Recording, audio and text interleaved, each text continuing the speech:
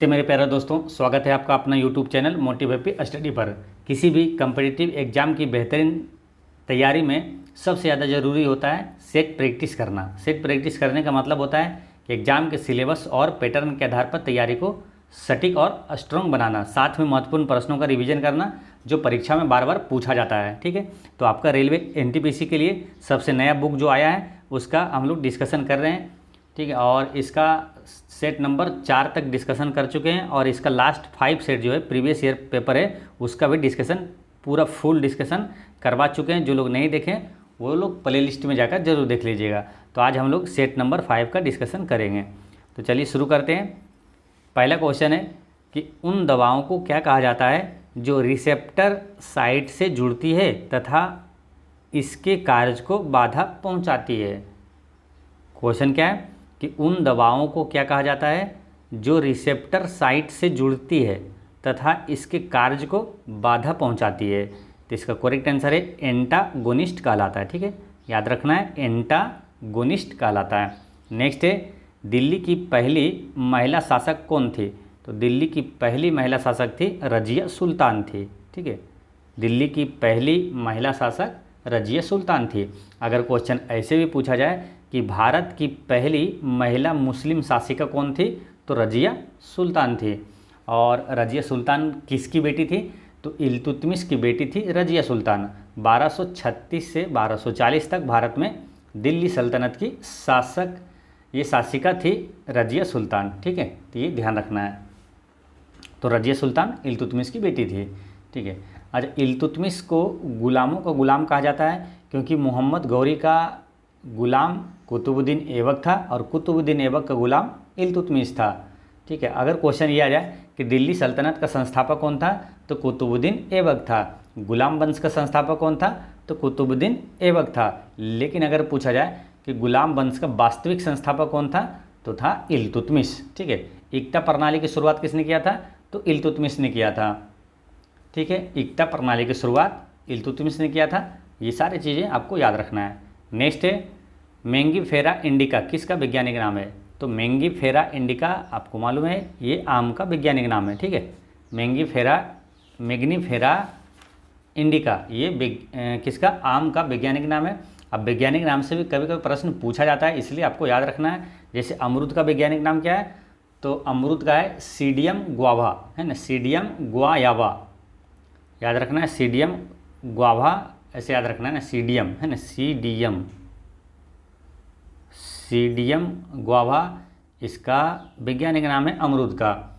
और आंवला का वैज्ञानिक नाम क्या है, आंवला का है फाइलेंथस इम्बिलिका। फाइलेंथस इम्बिलिका है ना, फाइलेंथस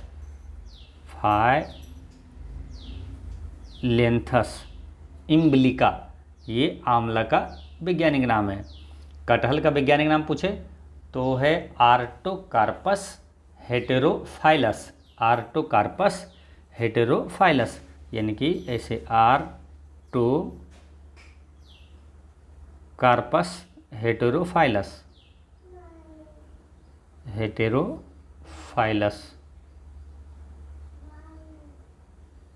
ये कटहल का वैज्ञानिक नाम है ना, आर्टोकार्पस और हेटेरोफाइलस कटहल का वैज्ञानिक नाम है। गाय का वैज्ञानिक नाम पूछे तो गाय का वैज्ञानिक नाम है बोस टोरस, है ना, कभी कभी बोस इंडिकस भी दिया जाता है कहीं, तो ध्यान रखना है बोस टोरस गाय का वैज्ञानिक नाम है। गेहूं का वैज्ञानिक नाम पूछा जाएगा तो ट्रिटिकम एस्टिबम गेहूं का वैज्ञानिक नाम है। नेक्स्ट है केकड़े डैश प्रजाति के अंतर्गत आते हैं। तो ये केकड़े जो है ये ऑर्थोपोडा प्रजाति के अंतर्गत आता है। जब प्राणी जगत का सबसे बड़ा संघ कौन सा है, तो ये ऑर्थोपोडा ही है। ठीक है, ऑर्थोपोडा संघ के जो जीव हैं उसके उदाहरण से क्वेश्चन पूछा जाता है, तो याद रखना है। जैसे कि केकड़े यहाँ पूछा गया है, तो ऑर्थोपोडा संघ के जीव जो है जैसे कीड़े, मकड़ियाँ, चींटियाँ, मधुमक्खी, केकड़े, झींगे, मिलीपेड और सेंटीपीड, ये सभी ऑर्थोपोडा संघ में आता है। फिर समझिए, कीड़े, मकड़ियाँ, चींटियाँ, मधुमक्खियाँ, केकड़े, झींगे, मिलीपेड और सेंटीपेड। ठीक है, ये सभी ऑर्थोपोडा संघ के अंतर्गत आता है। और वर्गीकरण विज्ञान का जनक किसे कहा जाता है, तो वर्गीकरण विज्ञान का जनक लिनियस को कहा जाता है ना, लिनियस। वर्गीकरण विज्ञान का जनक लिनियस को कहा जाता है। अच्छा, 5 जगत वर्गीकरण का प्रस्ताव किसने दिया था? तो व्हिटेकर ने दिया था। 5 जगत वर्गीकरण का प्रस्ताव किसने दिया? तो व्हिटेकर ने दिया था। ठीक है, व्हिटेकर ने दिया था। और वो 5 जगत कौन कौन सा है? Monera, protista, fungi, Plantae, Animalia. Monera, protista, fungi, Plantae यानी कि पौधा, एनिमिलिया यानी कि पशु हो जाएगा, प्राणी, एनिमिलिया। ठीक है, मोनेरा, प्रोटिस्टा, फंजाई, प्लांटी और एनिमिलिया, ये 5 जगत का वर्गीकरण किसने दिया था? तो व्हिटेकर ने दिया था। नेक्स्ट है, आधुनिक आवर्त सारणी का आविष्कार किसने किया था? तो आधुनिक आवर्त सारणी का आविष्कार किसने किया था? तो वो किया था हेनरी मोसले, है ना। तो ऑप्शन में है नहीं, तो यही टिक कर देना। ठीक है, क्योंकि ये आवर्त सारणी दिया था किसने? मेंडलीफ ने दिया था। आधुनिक आवर्त सारणी दिया था हेनरी मोसले ने दिया था। ठीक है, याद रखना है, हेनरी मोसले ने दिया था। आधुनिक आवर्त सारणी में कितने आवर्त है और कितने वर्ग है? तो 7 आवर्त है और 18 वर्ग। ये आवर्त होता है इसे, है ना, क्षैतिज रेखा में, वर्ग यानी कि ये वाला। ठीक है, ये वर्ग होता है। ठीक, तो 18 वर्ग है। और आधुनिक आवर्त सारणी जो है ये किस पर आधारित है? तो ये परमाणु संख्या के गुण पर आधारित है। और जो पहले वाला आवर्त सारणी था वो परमाणु भार के आधार पर आधारित था वो। ठीक है, तो ये सारी चीज़ें याद रखना है। तो सिंपल आवर्त सारणी का आविष्कार पूछे तो मेंडलीफ हो जाता है आंसर। और आधुनिक आवर्त सारणी का आविष्कार किसने किया था? तो हेनरी मोसले ने किया था। नेक्स्ट है, समभारकों में होता है। तो समभारक क्या होता है या समस्थानिक क्या होता है, इस टाइप के प्रश्न पूछा जाएगा। तो समभारक का मतलब क्या होगा कि समान भार संख्याएं किंतु भिन्न भिन्न परमाणु संख्याएं, ये हो गया समभारक।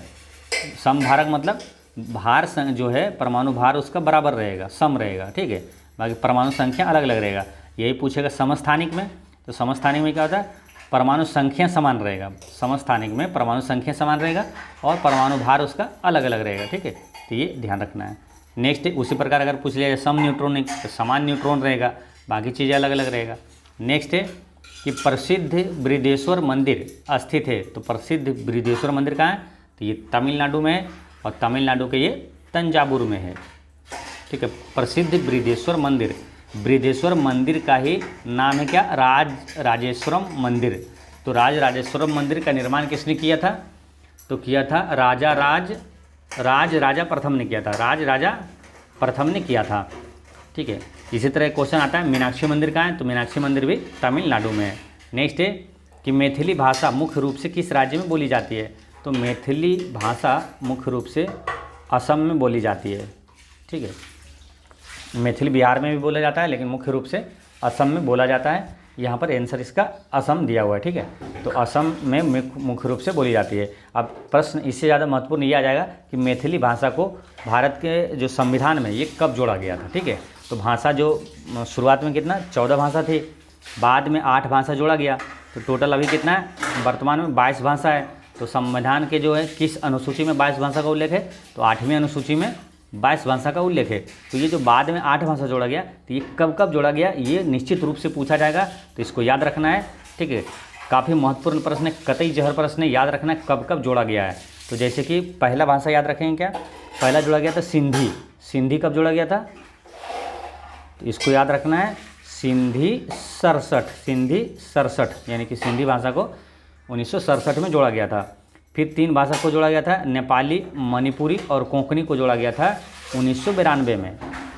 ठीक है, तो याद रखना नमक, नेपाली, मणिपुरी, कोंकणी। ठीक है, नमक याद रखना है। ठीक, तो नेपाली, मणिपुरी, कोंकणी हो जाएगा 1992 में।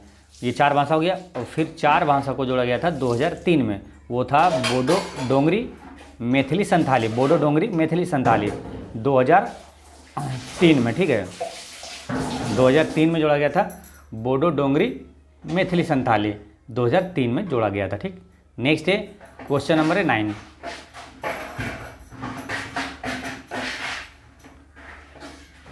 कौन सा नियम यह कहता है कि बुरा पैसा संचरण में अच्छा पैसा बाहर करता है? बुरा पैसा संचरण में से अच्छा पैसा बाहर करता है। तो ये कहलाता है कौन सा? ये ग्रेसम का नियम है ना। इसका करेक्ट आंसर है ऑप्शन नंबर 3, ग्रेसम का नियम। ठीक है, और ये सब आता है कि इसमें अर्थशास्त्र में। अर्थशास्त्र में करंट अफेयर का क्वेश्चन याद रखना है। अभी अर्थशास्त्र का नोबेल पुरस्कार 2024 में किसे मिला है? तो आप याद भी किए होंगे, जानते होंगे, इसके यहाँ पर रिवीजन कर लेना है। अर्थशास्त्र का नोबेल पुरस्कार 2024 मिला है रॉबिन्सन जॉनसन और एसे मोगलू, है ना। रॉबिन्सन जॉनसन और एसे मोगलू को मिला है, ठीक है। और 2023 में मिला था क्लाउडिया गोल्डिन को मिला था, आपको याद भी करवाए थे। क्लाउडिया गोल्डिन, गोल्डिन का मतलब अगर आपके पास गोल्ड है तो आपका अर्थव्यवस्था स्ट्रॉन्ग है, तो उस तरह से गोल्ड से गोल्डिन किए थे, है ना। तो क्लाउडिया गोल्डिन को एक ही व्यक्ति को मिला था और 2024 में 3 लोगों को मिला है, रॉबिन्सन जॉनसन एसे मोगलू, रॉबिन्सन जॉनसन एसे मोगलू। नेक्स्ट है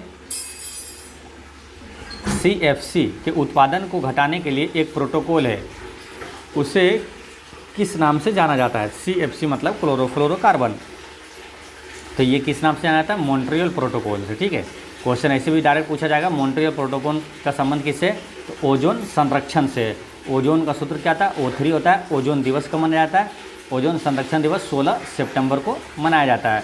और ओजोन परत है किस मंडल में है? तो वो समताप मंडल में है, ये ध्यान रखना है। नेक्स्ट है कि पुणे कभी देश की राजधानी के रूप में जाना जाता था? तो पुणे पहले ये किसकी राजधानी थी? तो ये पेशवा की राजधानी थी। नेक्स्ट है पृथ्वी के बारे में निम्नलिखित में से कौन सी बात गलत है? पृथ्वी के बारे में कौन सी बात गलत है? पहला क्या है? यह सबसे घना ग्रह है, ये गलत है, ठीक है। पृथ्वी सबसे घना ग्रह है, ये गलत है। बाकी यह 5वां सबसे बड़ा ग्रह है, ये सही है। इसे लाल ग्रह भी कहा जाता है, ये भी सही है। और यह सूर्य से तीसरा ग्रह है, ये भी सही है। अब देखिए ये 5वां सबसे बड़ा ग्रह ये कैसे है और ये सूर्य से तीसरा ग्रह ये कैसे है, ये जान लीजिए, ठीक है। क्योंकि यहाँ से कई क्वेश्चन पूछा जाएगा, आपसे बन जाएगा। तो आकार के क्रम में घटते हुए, आकार के अनुसार घटते हुए क्रम में जो ग्रह है तो सबसे बड़ा है बृहस्पति, ठीक है, याद रखना है। बृहस्पति घटते हुए बता रहे हैं, यानी सबसे बड़ा बृहस्पति, उसके बाद है शनि, बृहस्पति शनि, फिर है अरुण, फिर वरुण, ठीक है। उसके बाद है पृथ्वी। तो ये पूछा, देखिए आकार में सबसे बड़ा कौन सा आ गया? 5वां सबसे बड़ा हो गया पृथ्वी। देखिए 1 2 3 4 5, ये 5वां पृथ्वी, ठीक है। तो बृहस्पति शनि अरुण वरुण पृथ्वी, फिर है 6ठे नंबर पर शुक्र है, फिर मंगल और बुध, ठीक है। ये आकार के अनुसार घटते क्रम में सबसे बड़ा ग्रह पूछे तो बृहस्पति हो गया, सबसे छोटा बुध हो गया, ठीक है। और 5वें सबसे बड़ा हो गया पृथ्वी, ठीक है। तो ये इस तरह से ये सही है, 5वां सबसे बड़ा ग्रह है। अब ये सूर्य से तीसरा ग्रह कैसे है? देखिए सूर्य से भी दूरी के क्रम में क्वेश्चन पूछा जाएगा, तो याद रखना है। ये सूर्य हो गया, तो सूर्य से दूरी के क्रम में बुध, शुक्र, पृथ्वी, मंगल, ठीक है। देखिए यहाँ पर आ गया तीसरे नंबर पर, है ना। यह सूर्य से तीसरा ग्रह है ना। पहले बुध सबसे नज़दीक, फिर शुक्र, फिर पृथ्वी। तो बुध शुक्र पृथ्वी मंगल, बृहस्पति शनि अरुण वरुण, ठीक है। ऐसे है दूरी के क्रम में, यानी कि सबसे नज़दीक का ग्रह पूछे तो बुध हो जाएगा और सूर्य से सबसे दूर का ग्रह पूछे तो वरुण हो जाएगा, ठीक है। और यहाँ पर याद रखना क्या, यहाँ पर होता है मंगल और बृहस्पति के बीच यहाँ होता है एक क्षुद्र ग्रह होता है, ठीक है। तो क्षुद्र ग्रह पूछेगा किस 2 ग्रह के बीच है, तो मंगल और बृहस्पति के बीच है क्षुद्र ग्रह। और क्षुद्र ग्रह के बाएं साइड जो होता है वो आंतरिक ग्रह कहलाता है, और क्षुद्र ग्रह के दाहिने साइड जो होता है वो बाह्य ग्रह कहलाता है, ठीक है। तो ऐसे भी प्रश्न पूछ लिया जाता है, रेलवे के एग्जामों में पूछा हुआ है कि इनमें से कौन सा आंतरिक ग्रह नहीं है। तो अब आंतरिक ग्रह में बुध शुक्र पृथ्वी मंगल है यहाँ, ठीक है। अब इसमें एक ऑप्शन में दे देगा बुध शुक्र पृथ्वी, एक दे देगा शनि, तो शनि क्या हो जाएगा? ये आंतरिक ग्रह नहीं होगा, क्योंकि बृहस्पति शनि अरुण वरुण ये बाह्य ग्रह है, ठीक है। तो ऐसे याद रखना है। नेक्स्ट है एक रंग भेदी विरोधी कार्यकर्ता डेस को दक्षिण अफ्रीका द्वारा वर्ष 1962 में 27 वर्षों के लिए कारावास में रखा गया था। तो काफ़ी चर्चित नाम है, आप भी सुनेंगे, याद अगर नहीं भी हो तो ऑप्शन देख के इसका आंसर कर सकते हैं आसानी से। एक रंग भेद विरोधी कार्यकर्ता डेस को दक्षिण अफ्रीका द्वारा 1962 में 27 वर्षों के लिए कारावास में रखा गया था। कौन था वो? थाबो म्बेकी, कगालेमा मोटलांटे, नेल्सन मंडेला या तो इवलिन मेज। तो ये इसका आंसर आपको याद नहीं भी है, फिर भी आप ऑप्शन देख के आंसर आ गया होगा दिमाग में, ये नेल्सन मंडेला है ना। इसका करेक्ट आंसर है नेल्सन मंडेला। ठीक है। अच्छा, भारत रत्न जो है 2 विदेशियों को मिला, वो कौन कौन सा है मालूम? तो एक है, सबसे पहले भारत रत्न पाने वाले विदेशी है खान अब्दुल गफ्फार खान, और दूसरा व्यक्ति यही है नेल्सन मंडेला। ठीक है, याद रखना है नेल्सन मंडेला। नेक्स्ट है, चांद बीबी देश की शासक थी। तो चांद बीबी ये कहाँ की थी? तो अहमदनगर की ये शासिका थी, है ना, अहमदनगर की। ठीक है। और बात करते हैं बीजापुर, भी महत्वपूर्ण है, यहाँ से भी प्रश्न पूछा जाता है। बीजापुर किस लिए प्रसिद्ध है? तो ये गोल गुंबज के लिए प्रसिद्ध है बीजापुर। ठीक है। ये है कहाँ? कर्नाटक में है। और बीजापुर की स्थापना किसने किया था? तो यूसुफ आदिल शाह ने किया था, यूसुफ आदिल शाह। ठीक है। अच्छा, व्यक्तिगत सिद्धांत जो है यानी कि हड़प नीति के तहत सबसे पहले किसको ब्रिटिश साम्राज्य में मिलाया गया था? तो सतारा को मिलाया गया था सबसे पहले। और गोलकुंडा किस लिए प्रसिद्ध है? गोलकुंडा है कहाँ? गोलकुंडा ये हैदराबाद में। और गोलकुंडा किस राजवंश के द्वारा बनाया गया था? तो कुतुब शाही राजवंश के द्वारा गोलकुंडा की स्थापना हुआ था। नेक्स्ट है, निम्नलिखित में से कौन सा एक ऋण आयन होगा? ऋण आयन कौन सा होगा? तो इसमें क्या पहला ऑप्शन है, यदि उसमें प्रोटॉन से अधिक इलेक्ट्रॉन होगा, प्रोटॉन से अधिक इलेक्ट्रॉन होगा तो ये ऋण आयन होगा। तो ये नहीं है ऐसा। ठीक है। ऑप्शन नंबर दूसरा देखते हैं, यदि उसमें न्यूट्रॉन से अधिक इलेक्ट्रॉन्स होगा तो ये ऋण आयन होगा। न्यूट्रॉन से अधिक इलेक्ट्रॉन होना चाहिए। ठीक है। तो इसका आंसर ऑप्शन नंबर 2 हो गया। ठीक है। बाकी चीज़ें आपको मालूम ही होगा। इलेक्ट्रॉन की खोज किसने किया था? जे थॉमसन ने किया था। न्यूट्रॉन की खोज चेडविक ने किया था। प्रोटॉन की खोज का श्रेय रदरफोर्ड को दिया जाता है। नेक्स्ट है, धातुएं विद्युत का वहन क्यों करती है? वहन क्यों करती है? क्योंकि उसमें मुक्त इलेक्ट्रॉन पाया जाता है। इसका आंसर क्या हो जाएगा? ऑप्शन नंबर 3, मुक्त इलेक्ट्रॉन्स के कारण विद्युत क्या होता है? वहन होता है। नेक्स्ट है, राज्यसभा के सदस्य होने के लिए किसी भी व्यक्ति की उम्र कम से कम कितना वर्ष होना चाहिए? तो राज्यसभा सदस्य के लिए कम से कम 30 वर्ष होना चाहिए। ठीक है। अब यहाँ से इस टाइप का प्रश्न पूछा जाता है तो आपको सभी का याद रखना है। जैसे राज्यसभा हो गया और एक हो जाएगा लोकसभा। ठीक है। लोकसभा के लिए कितना हो जाएगा? 25 वर्ष हो जाएगा। उसी तरह राज्य में होता है, यहाँ विधान परिषद हो जाएगा और विधानसभा हो जाएगा। ठीक है। सेम हो जाएगा राज्य में भी, जैसे कि विधानसभा ये लोकसभा के बराबर होगा, यानी कि विधानसभा के सदस्यों के लिए 25 वर्ष और विधान परिषद के लिए 30 वर्ष। ठीक है। तो ये ध्यान रखना है। नेक्स्ट है, भारतीय संविधान में कितनी अनुसूचियां हैं? तो कितनी अनुसूचियां हैं? तो वर्तमान में कितना है? 12 अनुसूचियां हैं। तो आपसे पूछा जाएगा यहाँ से कई प्रश्न, 5-6 प्रश्न पूछ लिया जाएगा। यानी कि सबसे जो जब लागू हुआ था संविधान तो उस समय कितने भाग थे, कितने अनुसूची थे, कितने अनुच्छेद थे, वर्तमान में कितना भाग है, वर्तमान में कितनी अनुसूची है, वर्तमान में कितना अनुच्छेद है। ठीक है। तो याद रखना आपको, जब संविधान लागू होते के समय उस समय संविधान में कितने 22 भाग था, 8 अनुसूची और 395 अनुच्छेद। ये याद रखना काफ़ी महत्वपूर्ण है। संविधान लागू होते समय 22 भाग, 8 अनुसूची, 395 अनुच्छेद थे। वर्तमान में अभी कितना भाग है? 25 भाग है और 12 अनुसूची है और 448 अनुच्छेद है वर्तमान में। ठीक, तो ये सब याद रखना है आपको। नेक्स्ट है, अंतर्राष्ट्रीय ओलंपिक दिवस कब मनाया जाता है? तो अंतर्राष्ट्रीय ओलंपिक दिवस 23 जून को मनाया जाता है। अंतर्राष्ट्रीय ओलंपिक दिवस 23 जून को मनाया जाता है। ओलंपिक से महत्वपूर्ण चीज़ें याद रखना है। ओलंपिक 2020 कहाँ हुआ था? टोक्यो में हुआ था। 2024 कहाँ हुआ? तो पेरिस में हुआ। 2028 कहाँ हुआ? तो ओलंपिक 2028 जो है ये कैलिफोर्निया के लॉस एंजल्स में होगा 2028 में। काफ़ी महत्वपूर्ण है और ये कई एग्जामों में पूछा जाएगा, अभी बहुत बार पूछा जाएगा। याद रखना है 2028 का ओलंपिक खेल कहाँ होगा? तो कैलिफोर्निया के लॉस एंजल्स में होगा। और 2024 में फ्रांस की राजधानी पेरिस में हुआ था। ठीक, याद रखना है। और ये जो 2020 है, 2024 से 2028 से ये चल रहा है जो ये ग्रीष्मकालीन ओलंपिक है। और 2022 और 26 वाला जो है ये शीतकालीन ओलंपिक है। यानी कि शीतकालीन ओलंपिक 2022 कहाँ हुआ था? तो बीजिंग में हुआ था, चीन की राजधानी बीजिंग में। और 2026 कहाँ होगा? तो शीतकालीन ओलंपिक 2026 इटली में होगा। नेक्स्ट है, 12 ईयर्स ए स्लेव नामक प्रसिद्ध किताब के लेखक कौन है? तो इसके लेखक हैं, ये है Solomon Northup pirates. Solomon Northup pirates. ठीक है। हाफ गर्लफ्रेंड पुस्तक के लेखक कौन है? तो चेतन भगत है। नेल्सन मंडेला की प्रसिद्ध इसका आत्मकथा है लॉन्ग वॉक टू फ्रीडम, है ना, नेल्सन मंडेला की लॉन्ग वॉक टू फ्रीडम। और मोरारजी देसाई का एक पुस्तक याद रखना है, नेचर क्योर, नेचर क्योर है ना, CURE, nature cure Morarji Desai की है। नेक्स्ट है कॉलम 1 को 2 से मिलाना है, यानी कि जैसे कि पोषक तत्व है और उसका उदाहरण है, यानी कौन सा एक पोषक तत्व है, जैसे कि कैल्शियम फास्फोरस क्या है, प्रोटीन है या तो कार्बोहाइड्रेट है, वसा है, खनिज है। तो कैल्शियम फास्फोरस जो है, कैल्शियम फास्फोरस ये है खनिज है, ठीक है। जैसे कोलेस्ट्रॉल जो है, कोलेस्ट्रॉल क्या है, कोलेस्ट्रॉल एक वसा है, और शर्करा क्या है, एक प्रकार का कार्बोहाइड्रेट है।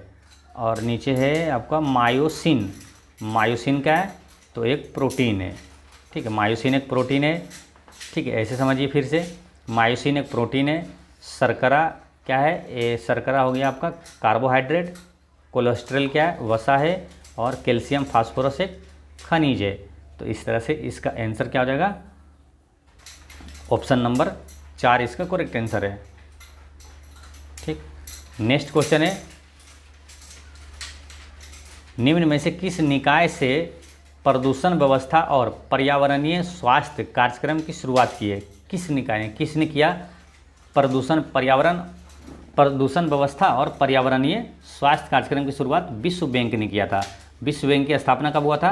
1944 में हुआ था। विश्व बैंक की स्थापना किस सम्मेलन के तहत हुआ, ये भी पूछा जाएगा। तो ब्रेटन वुड्स सम्मेलन के तहत हुआ था।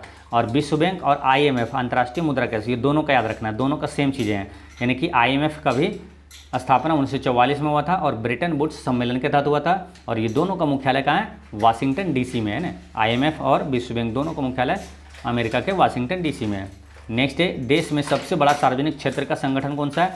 तो सबसे बड़ा है रेलवे। सबसे बड़ा नियोक्ता भी पूछे तो रेलवे है। नेक्स्ट है, वैश्वीकरण से क्या तात्पर्य? वैश्वीकरण का मतलब क्या होता है कि अपनी अर्थव्यवस्था विश्व अर्थव्यवस्था में सामंजस्य स्थापित करना, ये वैश्वीकरण कहलाता है। भ्रष्टाचार को नियंत्रित करने के लिए भारत सरकार का संगठन कौन सा है? तो वो है केंद्रीय सतर्कता आयोग, सेंट्रल विजिलेंस कमीशन, ये है CVC है ना, सेंट्रल विजिलेंस कमीशन। भ्रष्टाचार को नियंत्रित करने के लिए ये संस्था है। और सेंट्रल विजिलेंस कमीशन की स्थापना कब हुआ? तो फरवरी 1964 में हुआ था। नेक्स्ट है, भारत में राज्य के महाधिवक्ता की नियुक्ति कौन करता है? तो देखिए, राज्य के महाधिवक्ता की नियुक्ति राज्य का राज्यपाल करता है, ठीक। यही पूछेगा केंद्र में जो है, यानी कि भारत सरकार का होता है, देखिए राज्य में होता है महाधिवक्ता, ठीक है। राज्य सरकार का जो सर्वोच्च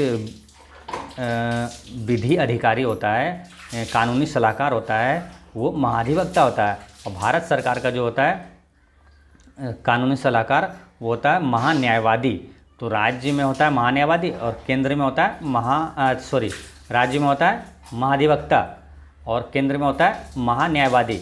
तो राज्य वाले महाधिवक्ता की नियुक्ति राज्य का राज्यपाल करता है और केंद्र में जो होता है महान्यायवादी, उसका नियुक्ति राष्ट्रपति करता है, ठीक है। और राज्य का राज्यपाल जो है, ये महाधिवक्ता की नियुक्ति किस अनुच्छेद के तहत करता है? अनुच्छेद 165। और महान्यायवादी का जो है वो नियुक्ति होता है अनुच्छेद 76 में, ठीक है। तो ये काफ़ी महत्वपूर्ण ये सभी है, आपको याद रखना है। अब करेंट अफेयर में भी याद रखना है, भारत का महान्यायवादी है कौन? तो R वेंकट रमनी है। नेक्स्ट है, वसीय पदार्थ ज़्यादा खाने से होता है। तो वसीय पदार्थ यानी वसा ज़्यादा होगा तो क्या होगा? मोटापा होगा। इसका आंसर 1 हो गया। नेक्स्ट है, वह कौन सा मुख्य कारक था जिससे शहरीकरण के स्वरूप पर गहरा प्रभाव पड़ा है? तो वो मेन कारण क्या है? औद्योगिकीकरण है ना। इससे क्या हुआ? शहरीकरण के स्वरूप पर गहरा प्रभाव पड़ा है, औद्योगिकीकरण। अच्छा, औद्योगिकीकरण जो है ये किस पंचवर्षीय योजना का मुख्य उद्देश्य था? तो दूसरी पंचवर्षीय योजना का मुख्य उद्देश्य था, ठीक है। और औद्योगिकीकरण की शुरुआत सबसे पहले, औद्योगिक क्रांति की शुरुआत सबसे पहले किस देश में हुआ? तो इंग्लैंड में हुआ था, ठीक।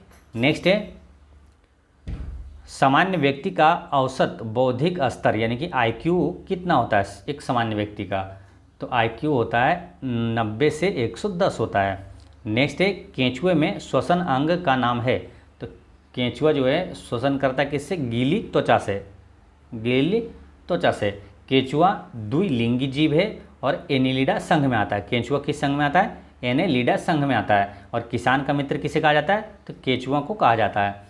नेक्स्ट है क्वेश्चन नंबर 31, कर्क रेखा किस राज्य से होकर गुजरती है?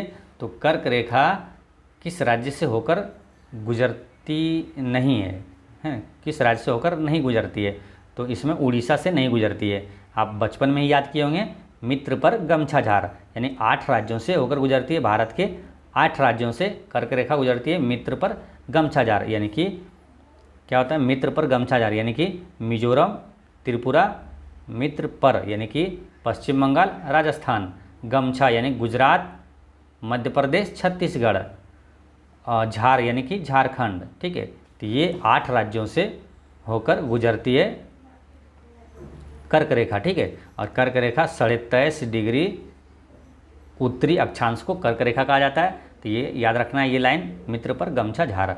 नेक्स्ट है, तो देखिए मित्र पर गमछा झार याद रखेंगे तो ये इसी ऑप्शन में से छट जाएगा, उड़ीसा नहीं होगा। नेक्स्ट है कि बांग्लादेश की संसद को कहते हैं, काफ़ी महत्वपूर्ण प्रश्न है। इस टाइप के प्रश्न निश्चित रूप से पूछा जाता है एग्जामों में, बार बार रिपीट होता है। बांग्लादेश की संसद का नाम क्या है, रूस का संसद का नाम क्या है, इस टाइप का क्वेश्चन आएगा। ठीक है, तो बांग्लादेश की संसद का नाम है जातीय संसद, है ना, इसका आंसर है ऑप्शन नंबर 3, जातीय संसद। बांग्लादेश की संसद का नाम हो गया जातीय संसद।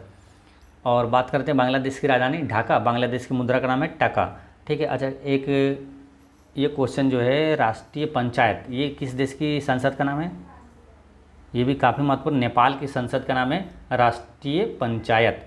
रूस की संसद का नाम है ड्यूमा, याद रखना है, रूस की संसद का नाम है ड्यूमा। नेक्स्ट है मार्क इस देश की मुद्रा है, तो मार्क जो है ये किस देश की है, तो ये जर्मनी की मुद्रा है। ठीक है, मार्क। और इंग्लैंड की मुद्रा का नाम क्या, पाउंड स्टर्लिंग। आयरलैंड की मुद्रा यूरो और फ्रांस की मुद्रा भी यूरो है। भारत की पहली महिला विधायी कौन है, तो भारत की पहली महिला विधायी यानी कि भारत की पहली महिला विधायक ये थी मुथुलक्ष्मी रेड्डी, है ना, मुथुलक्ष्मी रेड्डी। अच्छा, भारत की पहली महिला सांसद पूछे तो वो है एनी मेस्कारेन, एनी मेस्कारेन, ये भारत की पहली महिला सांसद थी। नेक्स्ट है हड़प्पा वासी किस प्रकार की प्राचीन लिपि का उपयोग करते थे, तो हड़प्पा वासी ये प्रयोग करते थे चित्रलिपि का, है ना, हड़प्पा वासी जो है ये चित्रलिपि का प्रयोग करते थे। हड़प्पा सभ्यता को ही कांस्ययुगीन सभ्यता कहा जाता है और इसे ही सिंधु घाटी सभ्यता भी कहा जाता है। और हड़प्पा किस नदी के किनारे था, तो रावी नदी के किनारे है हड़प्पा और ये पाकिस्तान में है। नेक्स्ट है वह गुण जिस कारण कोई पदार्थ वायुमंडल की नमी सोख लेता है, तो वो क्या कहलाता है, वो कौन सा गुण है जो कि वायुमंडल की नमी सोख लेता है, वो प्रस्वेदन कहलाता है। ठीक है, वो क्या कहलाता है, प्रस्वेदन कहलाता है। वायुमंडल की सबसे निचली परत कौन सी होती है, क्षोभ मंडल होता है। सबसे ऊपरी परत वायुमंडल जिसे एक्सोस्फीयर कहा जाता है, और क्षोभ मंडल को क्या कहा जाता है, ट्रोपोस्फीयर कहा जाता है। ठीक है, और वायुमंडल में सबसे ज़्यादा पाया जाने वाला गैस कौन सा है, तो वो है नाइट्रोजन, 78% पाया जाता है। नेक्स्ट है ऑपरेशन ब्लू स्टार, इससे संबंधित है, तो ये ऑपरेशन ब्लू स्टार संबंधित है स्वर्ण मंदिर में सैनिक कार्रवाई। ठीक है, स्वर्ण मंदिर बोलिए या तो उन्हीं को हर मंदिर भी कहा जाता था। तो बात है 1984 की। 1984 में इंदिरा गांधी ने पंजाब के हर मंदिर साहिब परिसर से आतंकवादी धार्मिक नेता जनरल भिंडरावाले और उनके सशस्त्र अनुयायियों को हटाने का आदेश दिया था, वही कहलाता है ऑपरेशन ब्लू स्टार। नेक्स्ट है रम्मन, यह इस राज्य का धार्मिक समारोह और अनुष्ठान नाट्य कला है, तो रम्मन किस राज्य का ये कला है, तो रम्मन है ये उत्तराखंड का। ठीक है, उत्तराखंड का है। और भारत का पहला राष्ट्रीय उद्यान है वो कहाँ किस राज्य में है, तो उत्तराखंड में ये कौन सा, Jim Corbett national park. Next Bharat में पहली रेलवे टर्मिनस कौन सी थी, तो भारत में पहले रेलवे टर्मिनस थी बोरोबंदर। ठीक है, बोरोबंदर या बोरीबंदर, ये कहाँ है, महाराष्ट्र में है। पहली बार ट्रेन भारत में कब चला था, 1853 में लॉर्ड डलहौजी के समय, बम्बई से थाने 34 किलोमीटर। ठीक है, ये सारी चीज़ें याद रखना है। नेक्स्ट है विश्व स्वास्थ्य संगठन यानी WHO का संविधान कब लागू हुआ था, यह वह तिथि है जिसे हम प्रत्येक वर्ष विश्व स्वास्थ्य दिवस के रूप में मनाते हैं। तो विश्व स्वास्थ्य दिवस कब मनाया जाता है, तो 7 अप्रैल को मनाते हैं। तो 7 अप्रैल को विश्व स्वास्थ्य दिवस मनाया जाता है। इसका करेक्ट आंसर ऑप्शन नंबर 2 हो गया, यानी कि WHO की स्थापना 7 अप्रैल 1948 को हुआ था। ठीक है, WHO का मुख्यालय कहाँ है, तो जेनेवा है। इस टाइप के कई महत्वपूर्ण प्रश्न हैं जो कि जिसका मुख्यालय जेनेवा है और वही एग्जाम में पूछा भी जाता है। जैसे WHO का मुख्यालय जेनेवा हो गया, और विश्व व्यापार संगठन जो है उसका मुख्यालय जेनेवा है। विश्व स्वास्थ्य संगठन हो गया, WTO हो गया, और अंतर्राष्ट्रीय श्रम संगठन जो ILO है उसका मुख्यालय भी जिनेवा है। और एक है क्या, विश्व मौसम विज्ञान जो है उसका मुख्यालय भी जिनेवा है। और